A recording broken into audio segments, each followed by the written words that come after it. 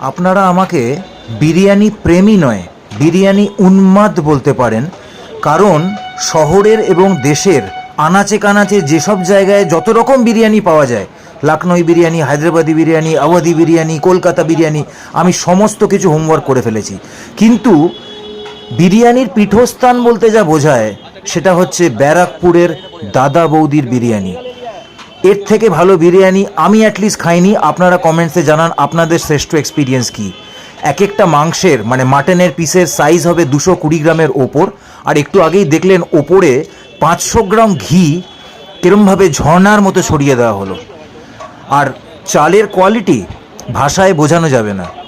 তাই আমরা দেরি না করে স্পেশাল মাটন বিরিয়ানি, যেখানে দুটো বড় বড় পিস মাটন থাকে, নিয়ে নিলাম।